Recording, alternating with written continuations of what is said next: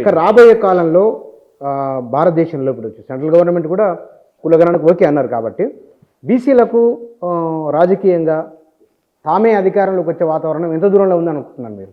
అంటే ఒక ఇప్పుడు ఎవరినైతే మనం ఫలానా కులాల వారి అధికారంలో ఉన్నారు అంటున్నారో బీసీలకు అవకాశాలు ఎప్పుడు రావుతుంది రాష్ట్రాల్లో? అంటే టైం అయితే చెప్పలేం, కానీ కృషి కొనసాగిస్తున్నాం. ఇప్పుడు ఉదాహరణకి కుల జనగణన జరుగుతుందని ఎవరన్నా అనుకున్నారా?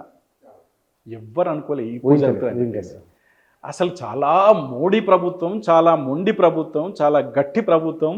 ఎవరేం చేసినా కుల జనగణన జరగదు అనే కాడి నుంచి కుల జనగణన మేము జరిపించినాం. ఇప్పటివరకు ఎవరితో చెప్పలే నేను. చాలామంది చెప్పుకుంటారు మా వల్ల అయింది అని చాలామంది చెప్పుకుంటున్నారు. మనిషో దెబ్బ వేసి ఉండొచ్చు వాళ్ళు, కానీ ఫైనల్గా మొన్న హిందూ బీసీ మహాసభ అంటే మేము ఒక 2 సంవత్సరాల కింద ఇది డిసైడ్ చేసుకున్నాం. హిందూ బీసీ మహాసభ, హిందూ అనే పదం మనది కాదు అనుకున్న దాని నుంచి హిందూ అనే పదంకు వచ్చి మేము హిందూ బీసీ మహాసభ అని పెట్టుకున్నాం. హిందూ బీసీ మహాసభ అనే ఒక వర్డ్ నరేంద్ర మోడీ కుల జనగణన జరుపుతా అని ఒప్పుకోవడానికి కారణమయ్యింది. వాళ్ళకి ఈ యుద్ధం పహల్గాం సంఘటన కాదు, బీహార్ ఎన్నికలు కాదు. బీహార్ ఎన్నికలు అంటే నవంబర్లో ఉన్నాయి. అసలు పహల్గాం సంఘటన చెప్పేసి ఎన్నికల బీసీ డిమాండ్లను తోసిపుచ్చవచ్చు.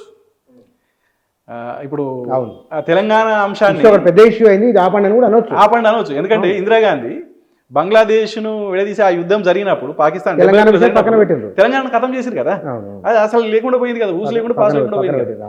కాబట్టి ఇప్పుడు కూడా బీసీ ఉద్యమాన్ని అణచివేయచ్చు వాళ్ళు. కానీ మేము చేసింది ఏంటంటే హిందూ బీసీ మహాసభ అనే టైటిల్.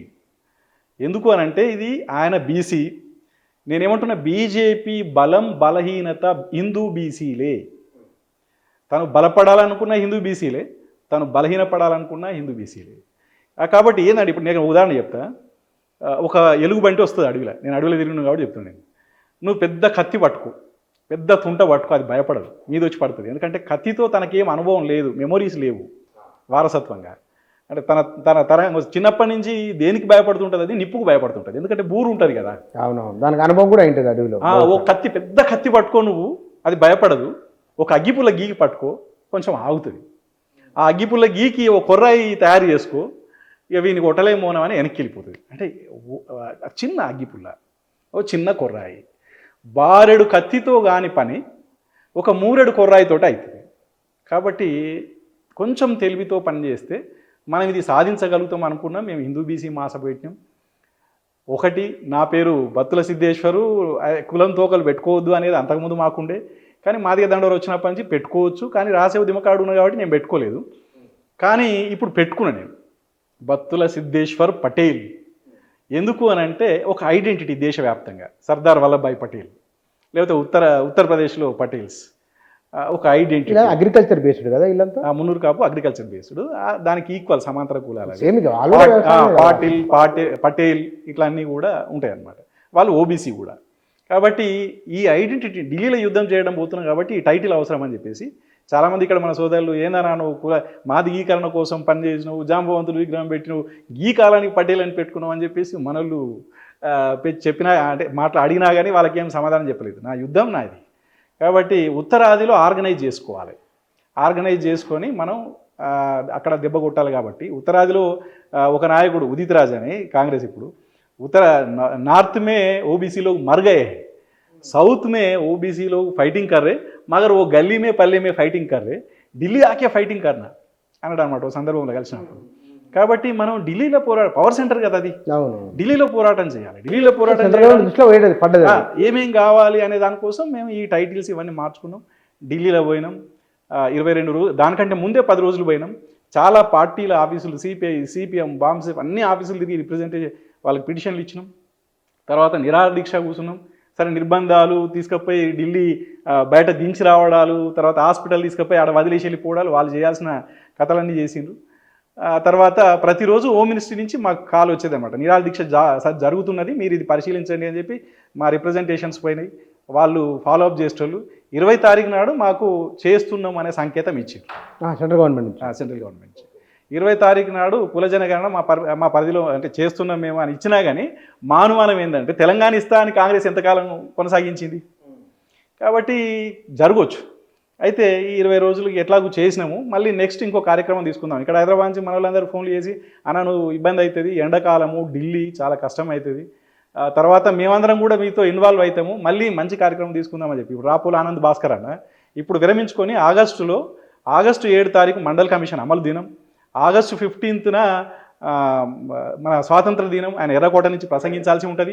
ఆగస్టులో మళ్ళీ వర్షాకాల పార్లమెంట్ సమావేశాలు జరుగుతాయి కాబట్టి ఆగస్టులో పెట్టుకుందాము అని చెప్పేసి చాలామంది చెప్పడంతో 22 తారీఖు నాడు విరమించుకున్నాం. సరే 30 తారీఖు అయిపోయింది కాబట్టి మనము ఉపాయంతో గెలవాలి. కానీ ఇక్కడ అంటే ఇన్ని విషయాలు మాట్లాడినా మనం చాలా లోతైన విషయాలు ఉన్నాయి. మీరు ఎట్లా ట్రాన్స్ఫార్మ్ అయ్యారు కూడా చెప్పారు.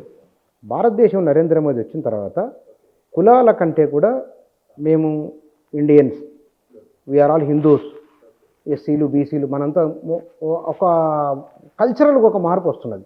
హిందూ జాతీయవాదం బలపడుతున్నది. ఈ సందర్భంలో మీలాంటి వాళ్ళు హిందూ జాతీయవాదాన్ని అందుకొని ఇప్పుడున్న ఎవరైతే అవకాశాలు రాని వాళ్ళకు అవకాశాలు ఇప్పిస్తారా, లేదు ఇది కొద్ది కాలం ఉంటుంది ఎట్లుంటుంది తెలియదు కాబట్టి మేము అనుకున్న అంబేద్కర్ ఐడియాలజీలో లేకపోతే కనుక కులాల వారిగానే వెళ్తామని అనుకుంటున్నారు. ఏమనుకుంటున్నారు మీ భావన? మేము అంబేద్కర్ ఐడియాలజీ, అంబేద్కర్ ఏం కోరుకున్నాడు అని అంటే యాక్చువల్గా ఇదేమి మన కమ్యూనల్ అవార్డులో ఆయన 500 అంటే సగం ఎస్సీ ప్రతినిధులు ఉంటే ఇంకా కొంతమంది బీసీలు ఎవరో ఒకరు వస్తే పార్లమెంటు లేదా చట్టసభలు ఏవైనా మన అదుపులో ఉంటాయి. చట్టసభలలో ఇప్పుడు ఎవరు అదుపులో ఉన్నాయి? అగ్రకులాల అదుపులో ఉన్నాయి. 50% పైగా వాళ్ళు ఉన్నారు. ఎస్సీ ఎస్టీ బీసీ ముస్లిమ్స్ అంతా కలిస్తే 50% లోపలనే. కాబట్టి ఆనాడు 50% అవుతారు అని చెప్పేసి అది కోరుకుంటే గాంధీ ఏం చేసిండు? కమ్యూనల్ అవార్డు కాదు, పూణే ఫ్యాక్టు, అదేం చేసిండు? జనాభా దామాషా వచ్చింది. దానివల్ల ఎస్సీలకు 15%, సరే ఎస్టీలకు 6%, ఇట్లా వచ్చింది. తర్వాత మరి ఇంకా జనాభాను మించి మరి ఏం చేయలేం కదా, అంటే బలహీనమైన పరిస్థితి. వాళ్ళ డామినేషన్ ఉన్నంతసేపు పాలసీలన్నీ ఎవరికి అనుకూలంగా జరుగుతాయి? ఖచ్చితంగా అగ్రకులాలకు లేదా భూస్వాములకు, క్యాపిటలిస్టులకు అనుకూలంగా జరుగుతాయి. సో మళ్ళీ నెక్స్ట్ ఎవరు వస్తే మరి అక్కడ ప్రజాస్వామిక సభగా ఉంటుంది అది. కాబట్టి బీసీలు రావాలి. సో బీసీలకు రిజర్వేషన్ రావాలి. మరి బీసీలు అంటే ఎవరు అనేది తర్వాత కమిషన్లు వేయడం, తర్వాత మోసాలు చేయడం జరిగింది. అంబేద్కర్ రిజైన్ చేసిండు, బయటకు వచ్చిండు, బీసీ మూవ్మెంట్ చేయడానికి ప్రయత్నం చేసిండు. తర్వాత ఆరోగ్యం ఖరాబ్ అయిపోయింది. 56లో ఆయన మరణించడం జరిగింది. తర్వాత లాంగ్ టైం బీసీలు ఉద్యమం చేసింది లేదు. తర్వాత ఎస్సీలు పోనీ అంబేద్కర్ ఆలోచనను అందిపుచ్చుకున్నది లేదు. సరే ఉన్న హక్కుల్ని ఎట్లా అమలు చేసుకోవాలనే పోరాటంతో వాళ్ళకి సరిపోయింది. మళ్ళీ కాన్షీరామ్ వచ్చిన తర్వాత ఏం చేసిందంటే ఈ దేశ సమస్య, బీసీల సమస్య, ఈ దేశ సమస్య, ఈ దేశం, బీసీలు చట్టసభలకు రానంత వరకు ఈ దేశం ప్రజాస్వామిక దేశం కాదు, పార్లమెంటు ప్రజాస్వామ్యం కాదని చెప్పేసి బోర్డ్స్ క్లబ్ అదే 90లో దాదాపు 48 రోజులు వాళ్ళు దీక్షలు చేశారు. కాన్షీరామ్ ఆధ్వర్యంలో 48 రోజులు ధర్నా చేసిన పరిస్థితి ఉన్నది. ఆ తర్వాత మండల్ కమిషన్ అమలుకు వచ్చింది. 90 ఏప్రిల్ ఆగస్టు 7 తారీఖు మండల్ కమిషన్ 27% రిజర్వేషన్లు. తర్వాత మళ్ళీ దానికి మండల్ ఉద్యమం, అప్పటి నుంచి మేము ఉద్యమంలో పాల్గొన్నాం. దానికోసం వ్యతిరేక ఉద్యమం, తర్వాత కోర్టులు వేసుడు, అంటే 93లో మళ్ళీ అది అమల్లోకి వచ్చింది అనుకోండి 27%. తర్వాత మన వాటా మనకు కావాలి అనే దానికోసం అప్పటి నుంచి మేము పోరాటం చేస్తున్నాం. 50% సీలింగ్ సుప్రీంకోర్టు పెట్టింది. సరే ఏదేమైనా భవిష్యత్తులో ఈ సుప్రీంకోర్టు సీలింగ్ ఎత్తేయించాలి, మన జనాభా దామాష విద్య, ఉద్యోగ, రాజకీయ, ఆర్థిక రంగాలలో మనకు కావాలి అనే దానికోసం పోరాటం చేస్తూ వచ్చినాం. అసలు విషయం ఏంటంటే ఇది ప్రజాస్వామ్య సభగా ఉండాలంటే బీసీలు ఉంటే ఏమైతే మెజారిటీ ఉంటారు, అగ్రకుల డామినేషన్ తగ్గుతుంది దాంట్లో. అప్పుడు పాలసీలు రూపొందించడం కూడా ప్రజలందరికీ అనుకూలంగా పాలసీలు రూపొందించడం జరుగుతుంది. ఎస్సీ ఎస్టీలకు కూడా అనుకూలంగా జరుగుతుంది. లేనప్పుడు ఏం జరుగుతుంది? ఎస్సీ ఎస్టీలను బలహీనపరిచిన పరిస్థితి ఉంటుంది. తక్కువ మంది ఉన్నారు కాబట్టి చెంచాలుగా వాళ్ళు మార్చుకుంటారు. కాబట్టి చెంచా యుగం అని కాన్షీరామ్ది ఒక కాన్సెప్ట్ ఉన్నది. కాబట్టి ఎప్పుడు మనం బలపడతాము అని అంటే మన వాళ్ళు ఎక్కువ ఉన్నప్పుడు పార్లమెంట్లో అది నిజమైన ప్రజాస్వామ్యం, నిజమైన గణతంత్రం, నిజమైన స్వాతంత్రం. బీసీలు 2వ తరగతి పౌరులు ఉండగా దేశ్కు ఆజాదీ ఆయా మగర్ బీసీ గులామీ బన్గా. ప్రజాస్వామ్యంలో పార్లమెంట్లో మనం భాగం కాలేనంత వరకు స్వాతంత్రం ఎట్లా ఇది? అందుకని బీసీ ఆజాదీ జేఏసీ అని కూడా ఒకటి ఏర్పాటు చేసింది. అట్లా మీరు అంబేద్కర్ ఆలోచనలో భాగంగానే మాది పోరాటం నడుస్తున్నది. ఇవాళ అంబేద్కర్ ఆలోచనలో భాగంగానే ఈ నిరాహార దీక్షలు కూడా బుద్ధుడు కూడా నిరాహార దీక్షలు చేసిండు. ఇప్పుడు గాంధీ కథ అని ఎందుకు చెప్తున్నామంటే నిరాహార దీక్షలు అనగానే గాంధీ అంటే వాళ్ళకు కనిపించడం కోసం ప్రజలకు. సో గాంధీది అనుకున్న పోరాట రూపాలు గాంధీ స్వాతంత్రం కోసం దీక్ష చేసి తన వర్గాలకు మేలు జరిగింది అనుకుందా. మరి నీ కోసం మేలు జరగాలంటే ఆ పోరాట రూపాలు మనం తీసుకోవాలి. ఇక్కడ మనకు మందకృష్ణ మాదిగ నిరాహార దీక్షలు చేసిండు, తర్వాత కేసీఆర్ చేసిండు తెలంగాణ కోసం, పక్క రాష్ట్రంలో పొట్టి శ్రీరాములు చేసిండు. కాబట్టి నిరాహార దీక్షలు అనేది ఆయుధంగా తీసుకున్నాం. ఇక తెలంగాణ కోసం దీక్ష చేసినాం, ఇప్పుడు బీసీ ఉద్యమం కోసం కూడా కామారెడ్డి డిక్లరేషన్ అమలు చేయాలని, తర్వాత ఇప్పుడు మనకు కుల జనగణన జరగాలని, వీటన్నిటిలో నిరాహార దీక్షను మేము ఆయుధంగా చేసినాం. నెక్స్ట్ ఏమిటి మీరు? నెక్స్ట్ ఏంటంటే ఇవాళ యాక్చువల్గా మేము నిరాహార దీక్ష విరమించే రోజు కూడా ఆయన మోడీ ఇంత తొందరగా నిర్ణయం తీసుకుంటారు అనుకోలేదు. మేము అది విరమించే రోజు ప్రకటించింది ఏంటంటే జూన్ జూలై 2 నెలలు దేశవ్యాప్తంగా పర్యటించి ఆగస్టులో మళ్ళీ దీక్ష పెట్టాలని అనుకున్నాం. అయిపోయింది కదా, పరిష్కారం అయిపోయింది కాబట్టి ఇప్పుడు మాకు ప్రధానం ఏంటంటే అదొక సంవత్సరం పడుతుంది మళ్ళీ. అంటే సెప్టెంబర్లో వాళ్ళు ఏదో లెక్కలు స్టార్ట్ చేస్తారట, మళ్ళీ సెప్టెంబర్ వరకు పట్టవచ్చు. కాబట్టి ఇప్పుడు వాళ్ళతో పెద్ద యుద్ధం ఏం లేదు. ఇక అంశం ఆ లెక్కలు అయిపోయిన తర్వాతనే మిగతా పంచాయతీ ఉంటుంది. ఈ లోపల మాకు రాష్ట్రంలో పంచాయతీ ఉంది కదా.